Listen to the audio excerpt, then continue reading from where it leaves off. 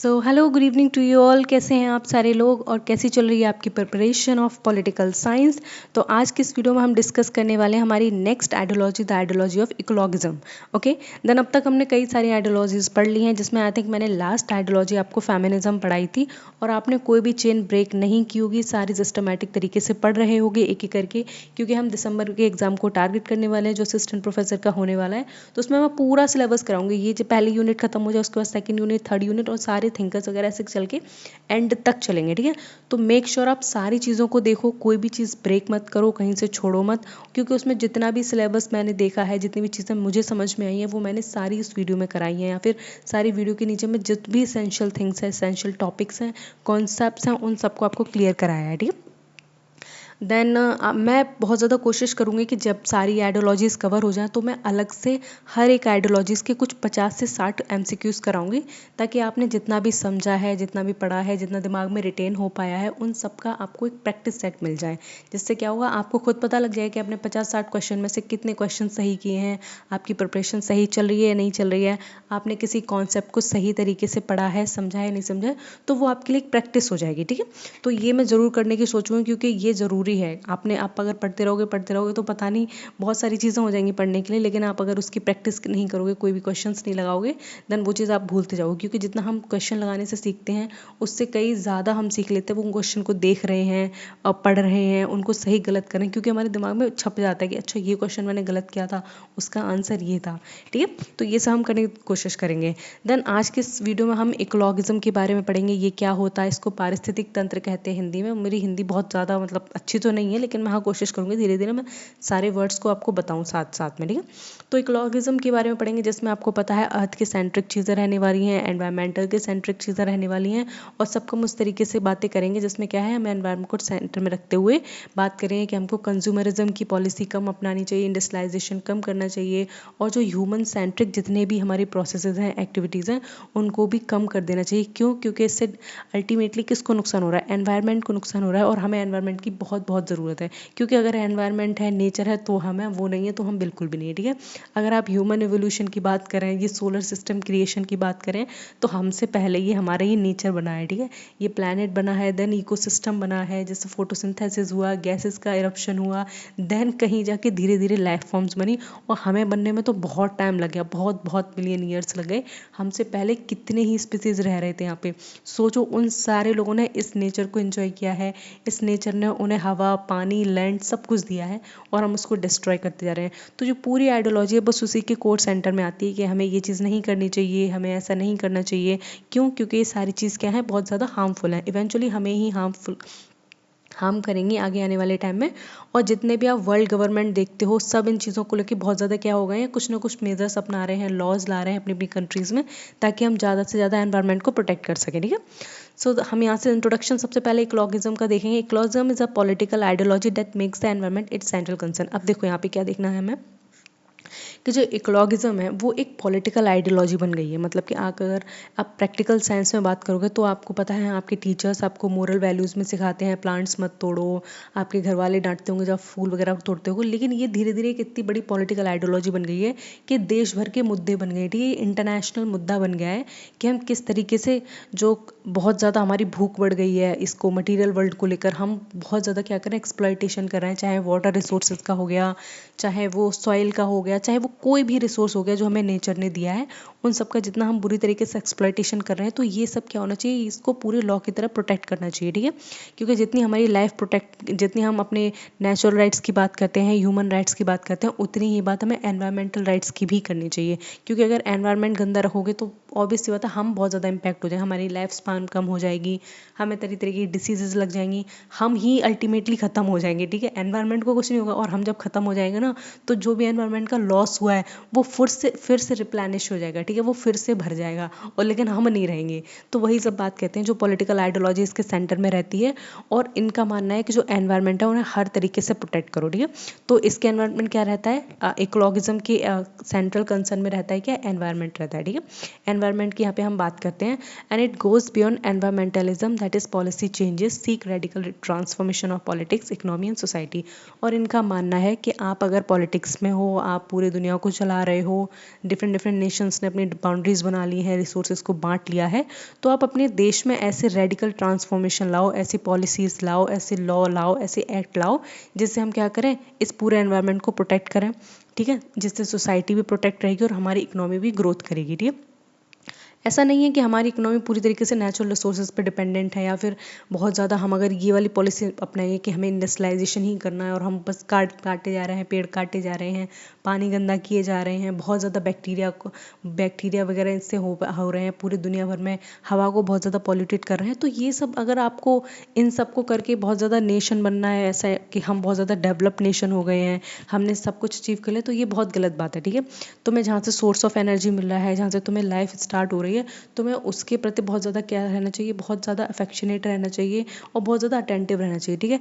Environment का मुद्दा जो था वो बहुत ज़्यादा ग्लोबल वर्ल्ड पे तब आया जब इंडस्ट्रियलाइजेशन शुरू हुआ यूरोप में, क्योंकि वहाँ के ग्रुप ऑफ पीपल ने ये रियलाइज़ किया कि जो इंडस्ट्रियलाइजेशन चल रहा है यूरोप में, उसकी आड़ में लोग क्या कर रहे हैं, बस पेड़ों को काटते जा रहे हैं, पानी गंदा करते जा रहे हैं, जनरेटर्स बना रहे हैं, कोई प्रॉपर डिस्चार्ज ऑफ वाटर की नहीं है, सीवेज सिस्टम नहीं है, कोई भी उन्होंने प्रॉपर चीज़ें बना ही नहीं रखी हैं।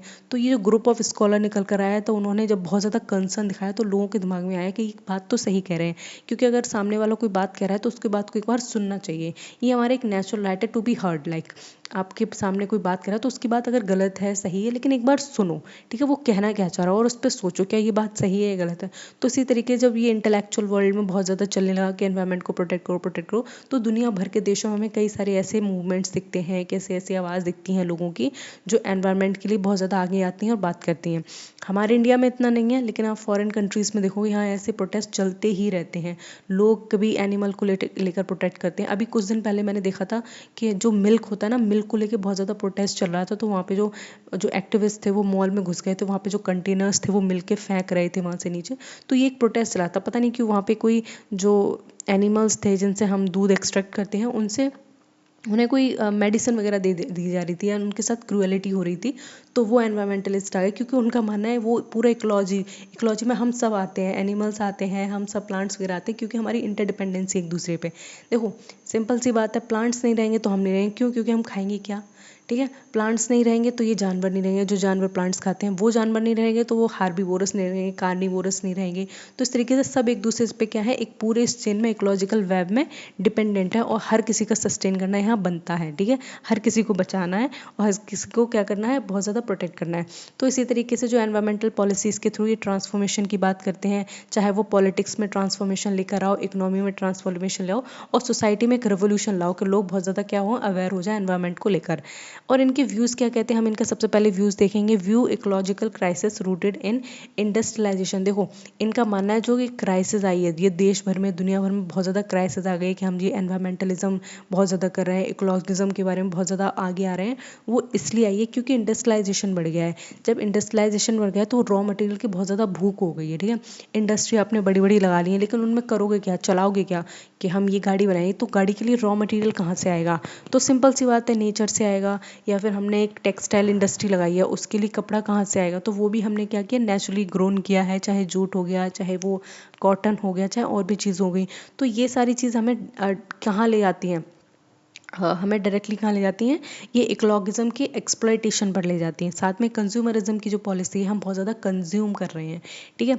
हम इतना कंज्यूम कर रहे हैं, आप सोच नहीं सकते हो। आप अगर अपने दिमाग में सोच के चलो, आपके पास कितने कपड़े, आपका पूरा वार्डरोब भरा पड़ा होगा, लेकिन आपको इतने कपड़ों की ज़रूरत नहीं है मेरे ख्याल से। शूज़ आपके पास बहुत सारे होंगे, आपके पास सैंडल्स बहुत सारे होंगे, लेकिन आप इससे ये नहीं सोचते हो कि एनवायरनमेंट को कितना नुकसान हो रहा है, या फिर उनके कितने ज़्यादा हम बहुत ज़्यादा खिलाफ हो गए। हमें नहीं लगता कि आपको ये लग रहा होगा कि हमारे एक के इतने कपड़े होने से ये है वो है, क्या होगा। नहीं भाई, इस दुनिया में 8 बिलियन पीपल हैं, और सारे के सारे इस होड़ में लगे हुए हैं, कौन किससे बेहतर दिखे, कौन किससे अच्छा करे, कौन कितना कंज्यूम कर ले, ठीक है। आज हमारा जो एक नज़रिया हो गया है चीज़ों को देखने का, बहुत डिफरेंट हो गया है। ठीक है, हम लोगों को कपड़े देख के जज करते हैं, उनके फुटवेयर्स देखते हैं, उनके बैग्स देखते हैं कि रिपीट कर रहे हैं कि ये कर रहे हैं, लेकिन अल्टीमेटली आप ये नहीं देख रहे हो कि हम कितना बड़ा एक कंसर्न क्रिएट कर रहे हैं हमारी फ्यूचर जनरेशन के लिए। ठीक है, हम तो खा पी के निकल लेंगे, मस्त मौज करेंगे क्योंकि हमारे पास अभी इतने रिसोर्सेज हैं, लेकिन आपकी जो फ्यूचर जनरेशन आएगी उसको बहुत ज़्यादा सफ़र करना पड़ेगा। वो बहुत ज़्यादा डिसीजेज़ के साथ पैदा होंगे, वो सारे लोग, उनके पीने के लिए जब पानी नहीं होगा तो उन्हें और डिसीजेज़ लगेंगे। तो ये सब हमारी क्या होनी चाहिए, एक प्राइमरी कंसर्न होनी चाहिए, क्योंकि हमने इस प्लानट को बहुत अच्छा पाया है, तो हमारी ये कंसर्न है कि हम इसको आगे भी अच्छा ही दूसरों को हैंड ओवर करें। ठीक है, तो यहाँ पे कंज्यूमरिज्म की पॉलिसी आपको समझ में आ गई। जब हम बहुत ज़्यादा क्या कर रहे हैं, कंज्यूम कर रहे हैं चीज़ों को, उससे क्या होगा, बहुत ज़्यादा एनवायरमेंटल क्राइसिस आ रही हैं। ठीक है, इकोलॉजिकल क्राइसिस आ रही हैं। देन एंथ्रोपोसेंट्रिसिज्म, देखो एंथ्रो का मतलब क्या होता है यहाँ पे समझो। एंथ्रो का मतलब होता है ह्यूमन, ह्यूमन बेस्ड जितनी भी एक्टिविटीज़ हैं, वो सारी एक्टिविटीज़ से क्या हो रहा है, हमारे एनवायरनमेंट को बहुत ज़्यादा ठेस पहुंच रही है। ठीक है, एनवायरनमेंट बर्बाद हो रहा है क्योंकि इवेंचुअली हम ही कर रहे हैं, जितना एनिमल्स नहीं कर रहे हैं उसको नुकसान, उससे ज़्यादा हम कर रहे हैं। आप अगर एक मैं अगर बात करूँ, स्टैटिस्टिक्स की बात करूँ, तो आप देख लेना कि कितना हमारे पास जंगल का एरिया था, कितना ज़्यादा हमारा फॉरेस्ट एरिया था, और वो सिकुड़ के कितना कम रह गया है, बहुत कम रह गया है, बहुत बहुत ज़्यादा, क्योंकि ह्यूमन सेटलमेंट्स बढ़ता गया है। नदी नेचुरली ग्रो कर रही है, लेकिन डैम्स बना के उसकी जो पानी है उसकी डायरेक्शन कहीं और मोड़ दी है। फिर हम कहते हैं बाढ़ आ गई, कि पूरे गाँव डूब गए, इतने लोग मर गए, फिर हम बहुत ज़्यादा कंसर्न होते हैं। भाई तुम ये देखो, वो नदी पहले से अपने किसी रास्ते पर जा रही थी, तुमने उसका पानी ही क्यों मोड़ा। तुम इन चीज़ों को नहीं रोक सकते, तुम पानी को नहीं रोक सकते, तुम ग्लेशियर को पिघलने से नहीं रोक सकते, लेकिन तुम वो सारी एक्टिविटीज़ रोक सकते हो जो इन्हें एक्सेलरेट करती हैं। आप अगर कोई काम ऐसा करो जिससे पता है कि फ्यूचर में यहाँ पे क्या हो सकता है, बहुत ज़्यादा दिक्कतें आ सकती हैं, या फिर फ्यूचर में यहाँ पे जो सेटलमेंट्स हैं वो पूरी तरीके से ख़राब हो सकते हैं, तो आपका प्राइमरी कंसर्न ये होना चाहिए कि ज़्यादातर आप प्लेन एरियाज़ में रहें। ठीक है, ये जितने भी आप फुटिल एरियाज़ में रहते हैं, वैली में रहते हैं, इनकी लाइफ हमेशा डेंजर में रहती है। और मॉनसून सीज़न में तो कुछ पूछो मत, आप देखते ही हो कि उत्तराखंड में ऐसा कोई सीज़न नहीं निकलता मॉनसून को जहाँ पे तबाही ना होती हो और कोई डेथ कैजुअलिटी आपको देखने को ना मिलती हो। वो ऐसा होता ही होता है। क्यों? क्योंकि वहाँ पे आपने देखा होगा, उन्होंने जो पहाड़ बने उन्हें काट काट के घर बना लिए हैं। ठीक है, पहाड़ों को काट के घर बना लिए हैं, और मतलब कि नदियाँ निकल रही तो नदियों को मोड़ दिया है, कैनाल्स बना लिए हैं, देन उनके बीच में रहना शुरू कर दिया है। अब जब बहुत ज़्यादा पानी एकदम से आएगा नदियों में, तो तुम तो वैसे भी जाओगे, तुम्हारे सेटलमेंट्स डूब जाएंगे। ठीक है, और तुम्हारी डेथ भी हो जाएगी। अब देखो, अब सारे लोग कहेंगे कि अच्छा फिर कहाँ जाएंगे, सारे लोग प्लेन्स पे थे। भाई पॉपुलेशन कंट्रोल करो ना। इंडिया में इतनी पॉपुलेशन क्यों कर रही है? तुम 7वें सबसे बड़े ज्योग्राफिकल एरिया में रह रहे हो, लेकिन दूसरे नंबर पे पॉपुलेशन में कैसे हो सकते हो? ये कम करो, मतलब सीरियसली ये बहुत ज़्यादा सोचने वाली चीज़ है। अगर बहुत ज़्यादा लोग हैं इस दुनिया में और थोड़े से कम रिसोर्सेज पे जिंदा हैं, तो उनकी लाइफ हमेशा डेंजर में ही रहती है। ठीक है, तो जितने भी ह्यूमन एक्टिविटीज़ हैं वो बहुत ज़्यादा क्या कर रही हैं, हार्म कर रही हैं। And it also advocate a shift from anthropocentrism to ecocentrism. अब देखो, इनका मानना है कि जितनी भी एक्टिविटीज़ हैं, जो ह्यूमन एक्टिविटीज़ हैं, उनसे अगर हम चीज़ें हटाएं, उनसे शिफ्ट लेके हम इकोलॉजी या फिर जो एनवायरनमेंट है उनकी तरफ ध्यान दें, तो क्या है, हमारी ये सारी चीज़ें क्या हो सकती हैं, सही हो सकती हैं, या फिर हम एनवायरनमेंट को प्रोटेक्ट कर सकते हैं और अच्छी लाइफ के लिए हम एक्सपेक्ट कर सकते हैं। ठीक है, तो यहाँ तक समझ में आ गया होगा। देन इसके फीचर्स भी देख लेते हैं, what are the key features of ecologism. So सबसे पहले हॉलिज्म। हॉलिज्म का मतलब क्या है? ठीक है, इससे रिलेटेड नहीं है, लेकिन ये वर्ड समझो, इसका मतलब क्या होता है। Human, animal, plants and ecosystem form a single web of life. इनका मतलब है कि जितने भी मनुष्य हैं, जितने जानवर हैं, जितने भी पेड़ पौधे हैं, वो पूरा एक वेब बनाते हैं, एक वेब क्रिएट करते हैं, और जिसको इकोसिस्टम कहते हैं, और उसमें सर्वाइव करते हैं। अब मैं एक बॉल लेकर रही हूँ, ठीक है, एक बॉल ले रही हूँ मैं, और उस बॉल के अंदर ना एक बहुत बड़ी सी बॉल मान लो, ठीक है, उसके अंदर मान लो, वैसे तो हम अर्थ के सरफेस पे रहते हैं, अंदर मान रही हूँ, उसमें मैंने प्लांट्स डाल दिए, उसमें एनिमल डाल दिए, उसमें ह्यूमंस डाल दिए, 4-5 वाटर डाल दिया, जितनी भी आप अपनी दुनिया में चीज़ें देख रहे हो, तो वो सारी चीज़ डाली।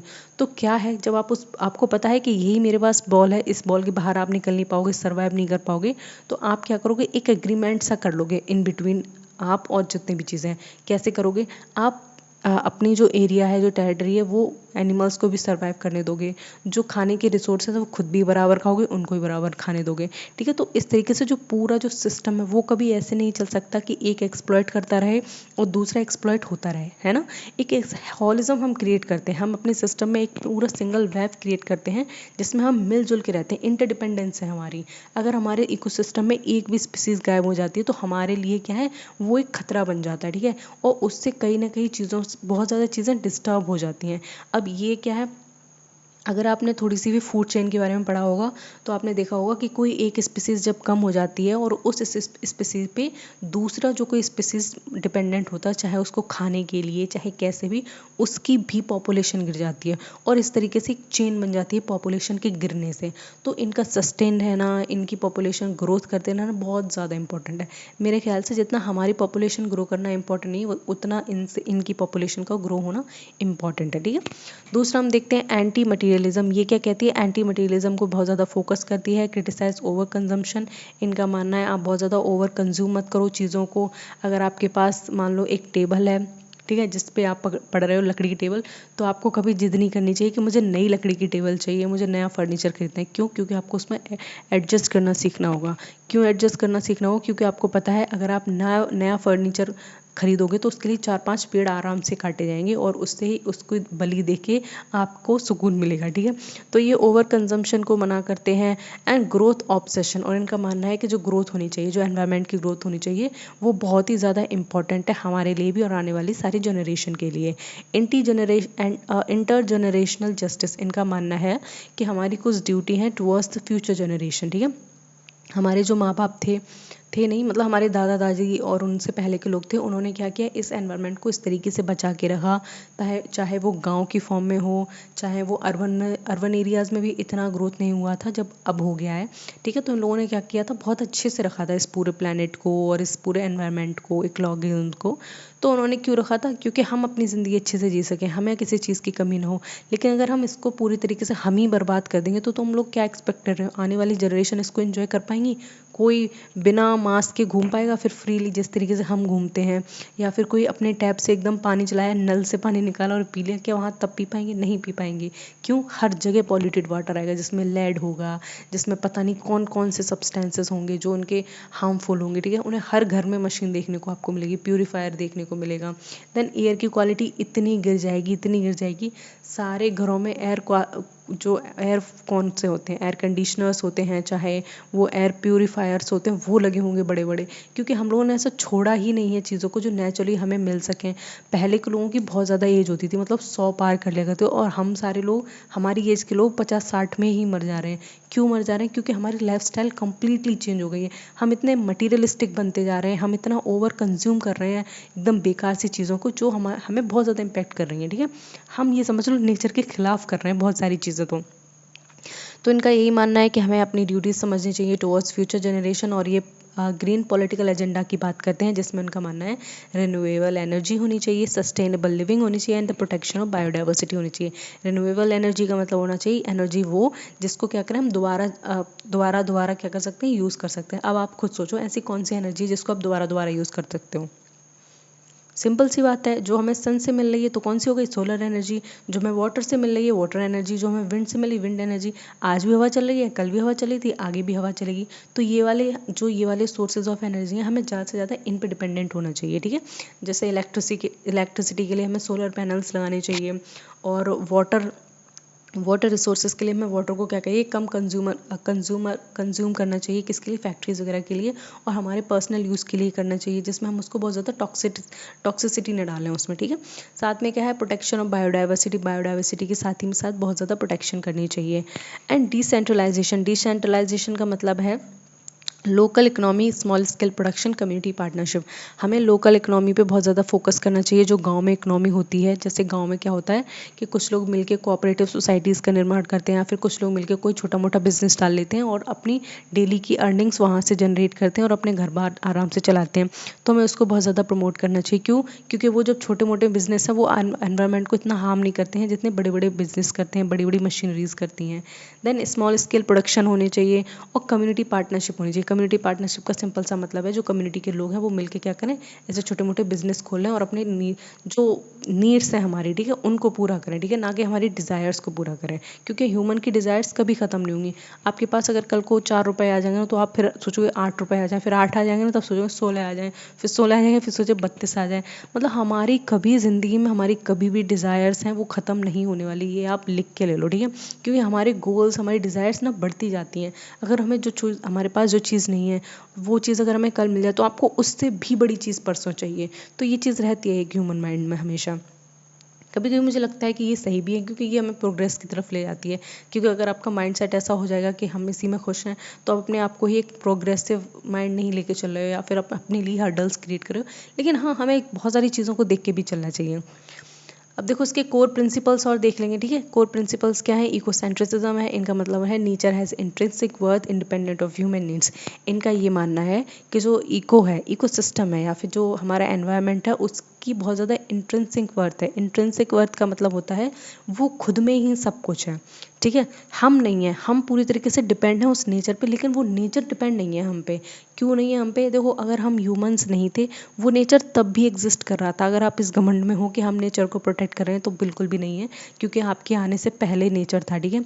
नेचर सबको प्रोटेक्ट कर रहा है, ये कह सकते हो, लेकिन हम नेचर को प्रोटेक्ट नहीं कर रहे हैं। तो ये इकोसेंट्रिसिज्म की बात करते हैं। इसके एग्जाम्पल इनका मानना है preserving forest not just for the timber but for their own existence.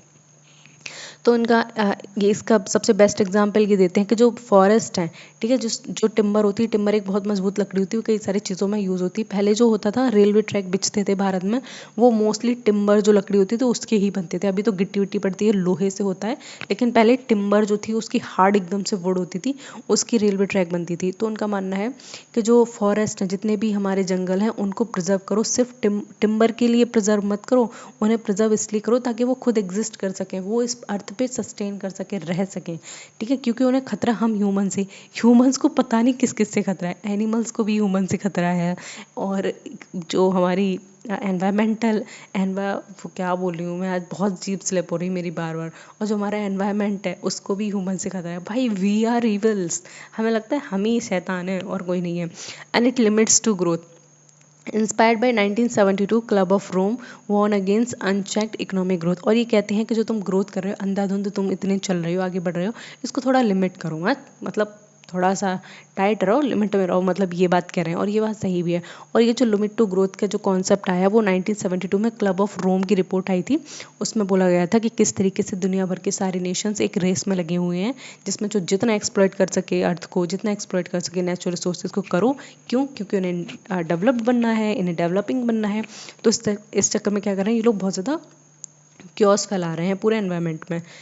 And decentralization की बात करते हैं, अगेन वही बताया था मैंने, अगर आप छोटे छोटे बिजनेसेस खोलोगे, लोकल डिसीजन लोगे बहुत ज़्यादा, और इको फ्रेंडली टेक्नोलॉजी का यूज़ करोगे, तो इससे क्या होगा, एनवायरनमेंट को हम प्रोटेक्ट कर सकेंगे और बहुत ज़्यादा इसको हार्म नहीं करेंगे। सोशल एंड इकोनॉमिक ट्रांसफॉर्मेशन में हम देखते हैं aim to replace exploitative capitalism with eco sustainable needs. तो देखो, सोसाइटी में अगर आप चेंज लाओगे इकोलॉजिज्म के मामले में, इकोनॉमिक ट्रांसफॉर्मेशन करोगे, तो कैसे करोगे? ऐसे करोगे, आप सबसे पहले डिसेंट्रलाइजेशन करोगे।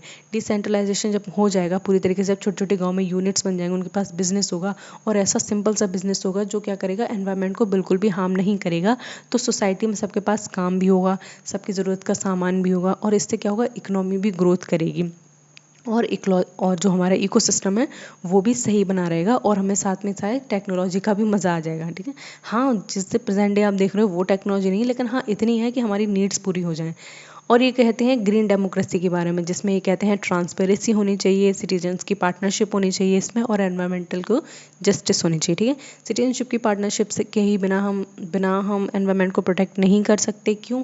क्योंकि आपकी और मेरी ही ड्यूटी है कि हम बाहर जाएं, एनवायरनमेंट को देखें, प्रोटेक्ट करें। कहीं कोई फूल तोड़ रहा है तो उसको मना करें। भाई, मुझे बहुत चिढ़ाती, कोई मेरे सामने फूल तोड़ता है, मैं तो लगा देती हूँ, बच्चा हो चाहे कोई भी हो, बढ़िया तरीके से सुनने जाता है। मैं तोड़ती नहीं हूँ, फिर तोड़ने भी नहीं देती हूँ किसी को, क्योंकि मुझे है प्लांट्स वगैरह से, हम लोग बहुत हरा भरा रखते हैं अपने घर को, और मैं खूब प्लांट्स वगैरह लगाती हूँ, अच्छे लगते हैं मुझे इसलिए।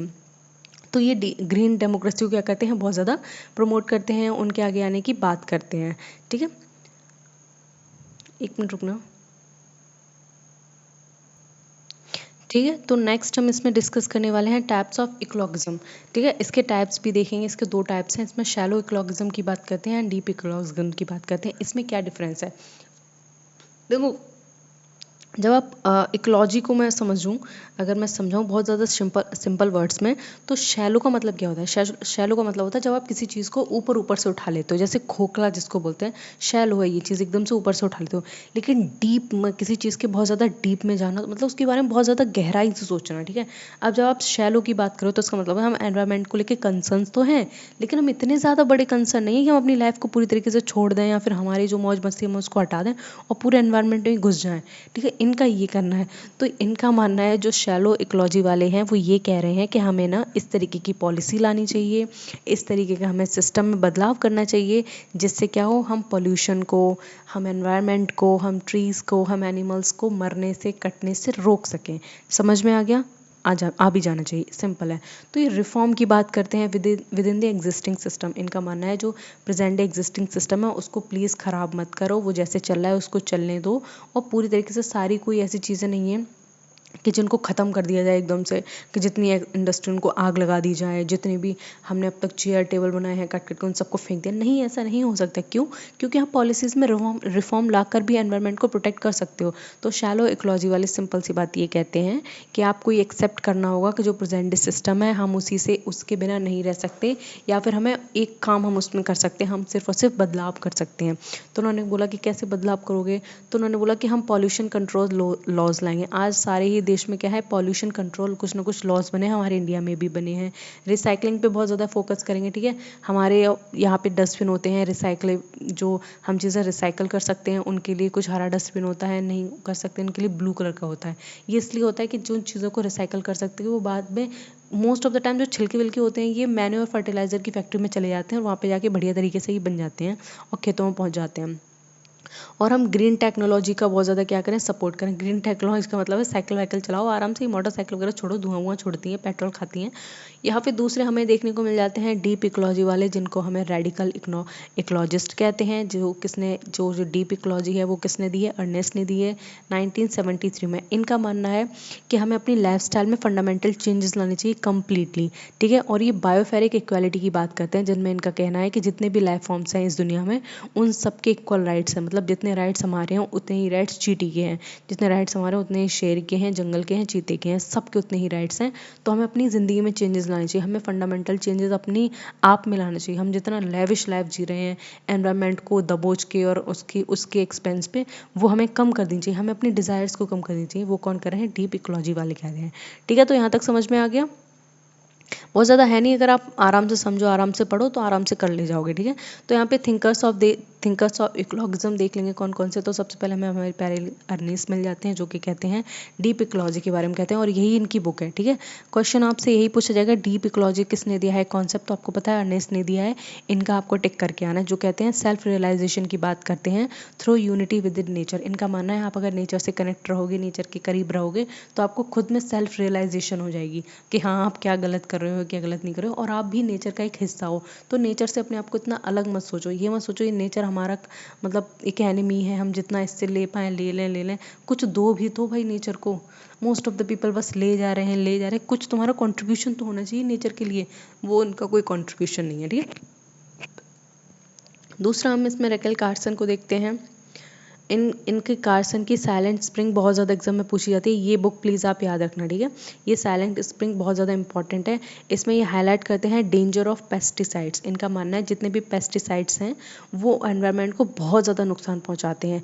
पेस्टिसाइड्स जानते हो ना क्या होता है? जो हमारी फसलों में, सब्जियों में लगाया, जिनको कीटनाशक कहते हैं। जैसे कि हमारी फसल बड़ी हो जाती है तो हमें लगता है कि छोटे छोटे कीड़े आ गए, तो हम उसमें दवा छिड़कना शुरू कर देते हैं। तो इनका मानना है जो दवा आप छिड़कते हो उससे बहुत ज़्यादा एनवायरनमेंट को नुकसान होता है। और आपको क्या है, आपको ये चीज़ें अभी समझ में नहीं है, बहुत बाद में समझ में आएगी कि सॉइल को नुकसान पहुंचता है, प्लांट्स को भी पहुंचता है, और इवेंचुअली आपके मुंह में भी वो चीज़ें जा रही हैं, क्योंकि खा तो आप ही रहे हो उन सारी चीज़ों को।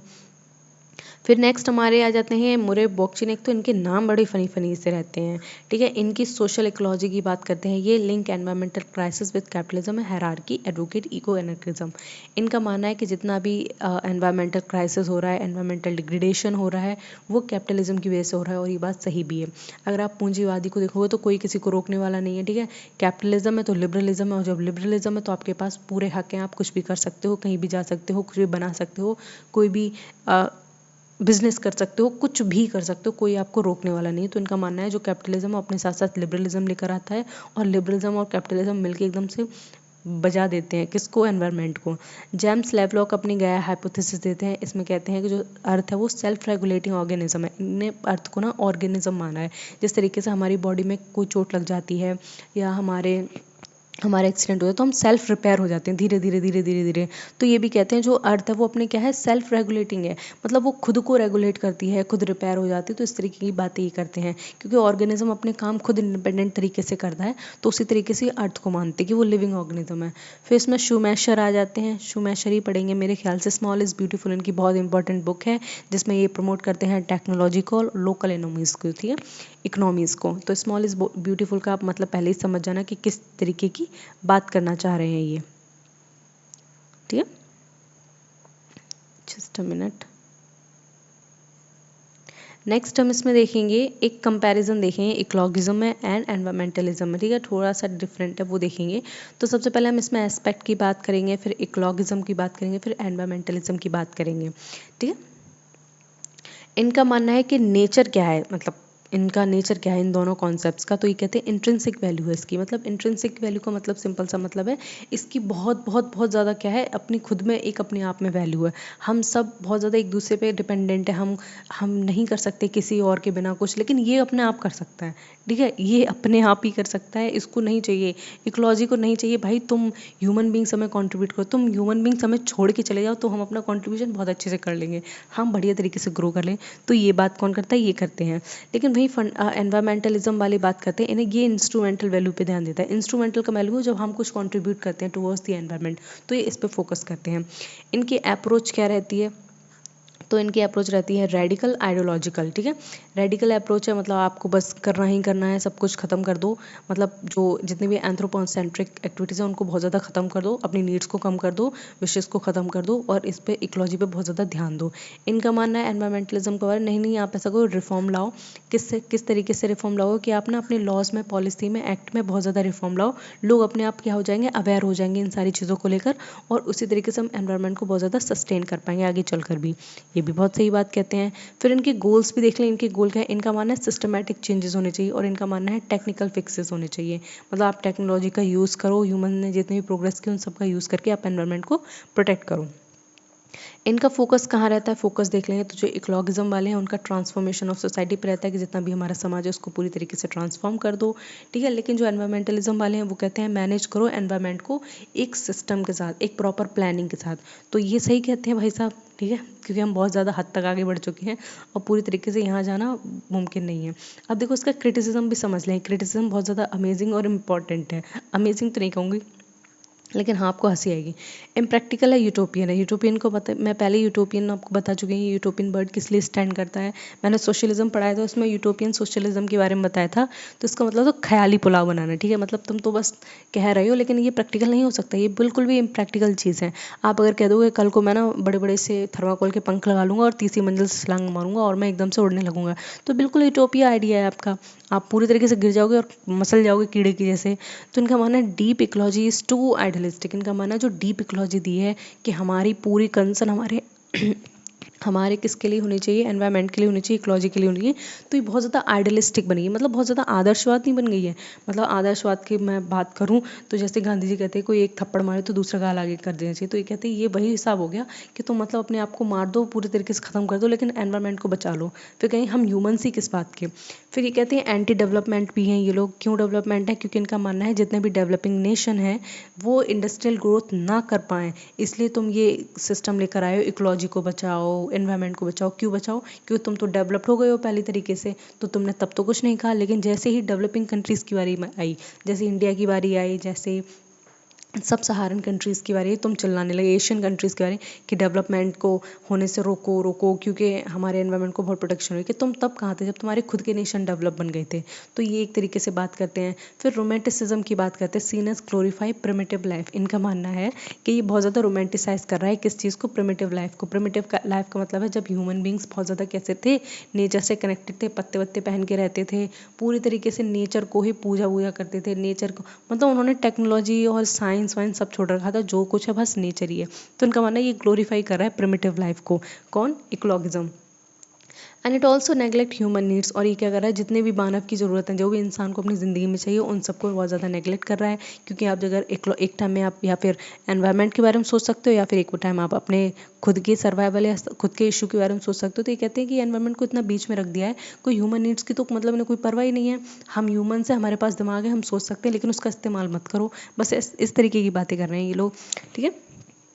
और इनका मानना है कि कभी कभी ये लोग क्या करते हैं, जैसे कि भूखमरी हो गई, हंगर हो गया, गरीबी हो गई, इन सबको क्या करते हैं, इग्नोर करते हैं और एनवायरनमेंट को ही आगे सामने रखते हैं। क्योंकि देखो इवेंचुअली क्या होगा, हमें एनवायरनमेंट से ही फूड मिलेगा, और तुम अगर फूड खाओगे तो एनवायरनमेंट को नुकसान पहुंचाना पड़ेगा। सेब चाहिए एप्पल से, तो एप्पल को सेब छीनने पड़ेंगे। तो ये चीज़ तुम क्या करो, मतलब खुद मर जाओ लेकिन एप्पल को टंगे रहने दो, मतलब ये बातें ये करते हैं।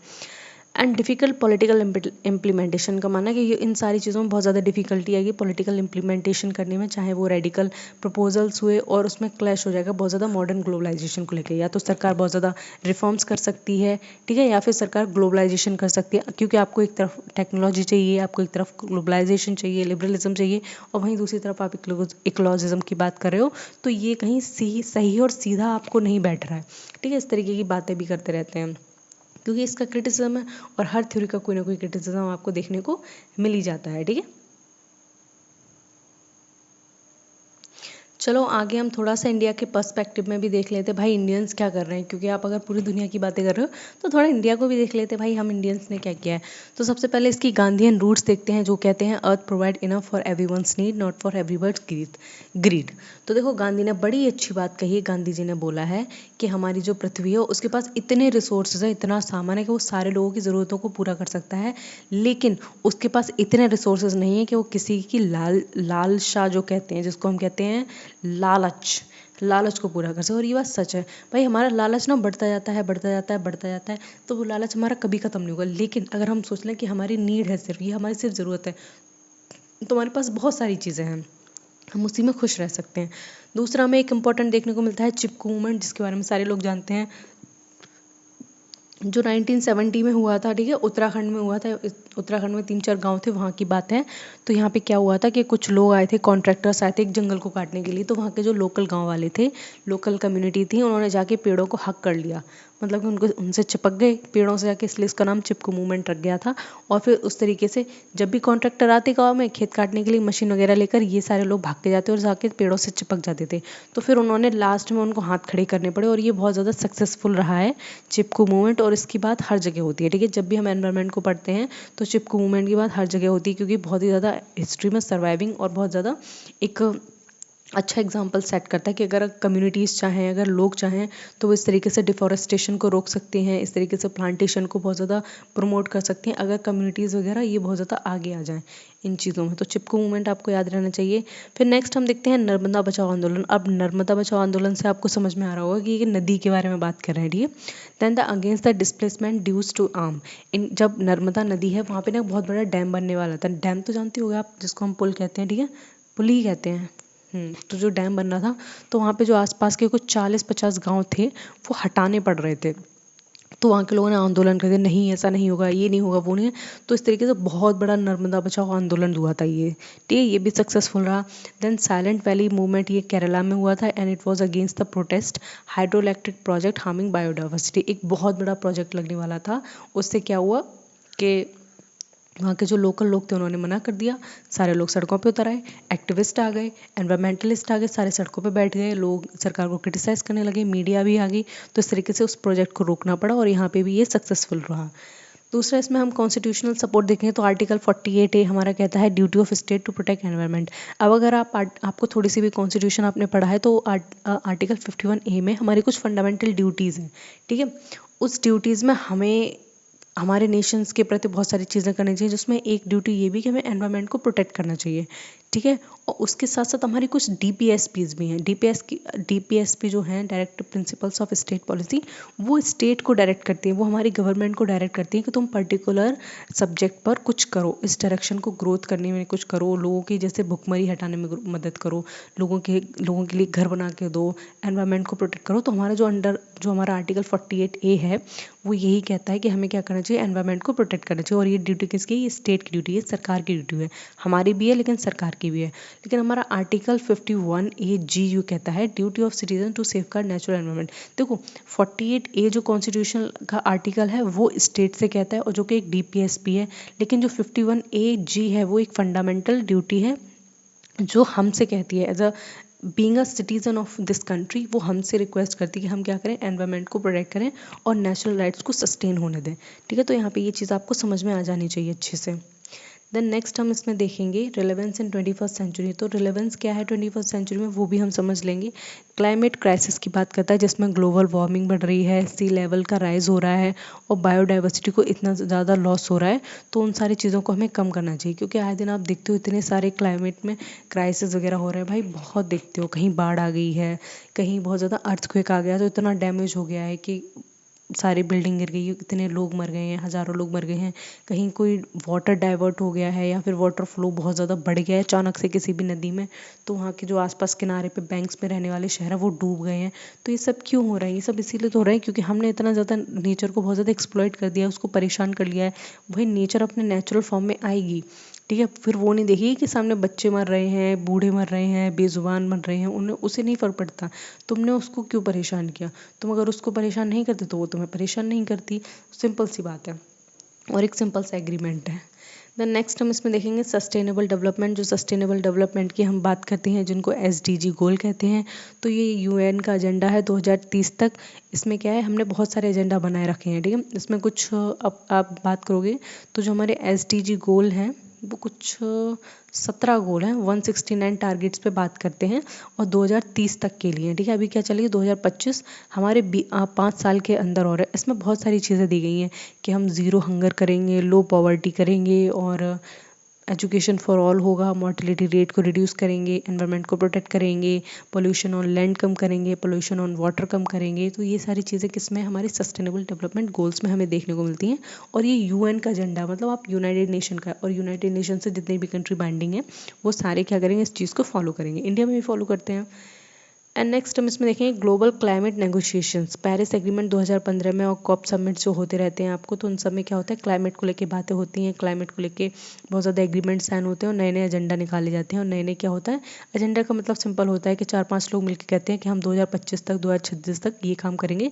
देन उसके प्रति वो लोग बाइंडिंग रहते हैं और काम को करने में पूरी श्रद्धा लगा देते हैं अपने। And the rise of green party. Green party भाई यूरोप में, जर्मनी में ग्रीन पार्टी है शिपिंग पॉलिसीज़, ठीक है। ये ग्रीन पार्टी जो खास करके वो एनवायरनमेंट की बात करते हैं और एनवायरमेंटलिस्ट इनको खूब सपोर्ट करते हैं, ठीक है, क्योंकि अपने देश को बचाना चाहती हैं, लोगों को बचाना चाहती हैं, ह्यूमंस को प्रोटेक्ट करना चाहते हैं। इको फेमिनिज्म वाले कहते हैं कि जितना भी मतलब कि एक्सप्रेशन वो ऑपरेशन हुआ है एनवायरनमेंट का हो या विमेंस का हो, वो सब हुआ है कैपिटलिज्म की वजह से, ठीक है। और ये बात सच है। उनका मानना है कि जो पैट्रियार्कल नॉर्म्स हैं या पैट्रियार्कल सोसाइटी है वो इतना ज़्यादा कैपिटलिज्म में घुस गई है, अंधी हो गई है कि उसको ये नहीं दिख रहा है हम किसको हार्म कर रहे हैं, हमें किसको बचाना चाहिए, कौन हमारे लिए ज़रूरी है। उन्होंने विमेंस की हालत तो ख़राब कर ही दी है, साथ में जो हमारा एनवायरनमेंट है उसकी रेड मार के रख दी है। ऐसा ये कहते हैं कौन, इको फेमिनिज्म वाले। जब मैंने आपको फेमिनिज्म पढ़ाया था तो मैंने इको फेमिनिज्म वहाँ भी आपको समझाया था, तो आपको ये अच्छे से समझ में आ जाना चाहिए। तो फाइनली हम यहाँ पे अपने लास्ट कंक्लूजन पे आ जाते हैं जिसमें हम इकोलॉगिज्म के बारे में पढ़ते हैं। More than environmental concerns a new political ideology. तो इनकी ना एनवायरमेंटलिज्म से मैंने आपको थोड़ा कंपेयर कराया था। ये एनवायरमेंट को थोड़ा सा ह्यूमन सेंट्रिक रखते हैं, मतलब एनवायरमेंट के साथ हम ह्यूमन को प्रोटेक्ट करते हैं। लेकिन जो इकोलॉगिज्म वाले हैं वो पूरी तरीके से इकोलॉजी पर ही बात करते हैं, उनका ह्यूमन्स को साइड कर देना, साइडलाइन कर देना और सिर्फ नेचर को प्रोटेक्ट करने की बात करते हैं। तो ये बहुत ज़्यादा क्या है, पॉलिटिकल आइडियोलॉजी बन गई है। पहले तो एक कंसर्न था सिर्फ, लेकिन कंसर्न से धीरे धीरे एक पूरी आइडियोलॉजी में तब्दील हो गई है और पूरे दुनिया भर के लोग यही सोचते रहते हैं किस तरीके से हम रिफॉर्म ला सकते हैं, किस तरीके से लोगों को अवेयर कर सकते हैं कि आप ज़्यादा से ज़्यादा क्या करो, अपना कॉन्ट्रीब्यूशन दो टुवर्ड्स द नेचर, ठीक है। तो मैं भी आपसे गुजारिश करूँगी भाई, जब भी मौका मिले प्लांट्स लगाओ, बढ़िया तरीके से नेचर को प्रोटेक्ट करो। और जहाँ भी कोई बच्चे फूल तोड़ते दिखें भाई, एक लगाओ कंटाप एकदम सीधे मार के, ठीक है। तो ये थोड़ी मतलब कॉन्ट्रीब्यूट दो, बढ़िया करो, अच्छे काम करो, ठीक है। तो so this is all about our political ecology. ये यहाँ पे चैप्टर ख़त्म हो जाता है ना। आई होप आपको वीडियो समझ में आई होगी, पूरी चीज़ें आपको समझ में आ गई होंगी अच्छे से। इसको पढ़ लेना, उसके नोट्स बना लेना, वीडियो समझ में ना आई तो दोबारा देख लें, जितने भी कॉन्सेप्ट इंपॉर्टेंट है वही है। मैं फिर से कहूँगी इसमें कोई चीज़ रिलेवेंट नहीं है। एग्जाम में ना अगर कोई क्वेश्चन आएगा इस कॉन्सेप्ट से बाहर नहीं आएगा, देख लेना कहीं से भी, जितना था वो सब कुछ इसी से रिलेटेड है। ठीक है, तो पढ़ लो आराम से। ठीक है, इसको नोट्स वोट्स बना लो, बढ़िया तरीके से पढ़ो और आराम करो, और चैनल को सब्सक्राइब कर लेना। ठीक है, याद से। Till then take care, goodbye, bye bye.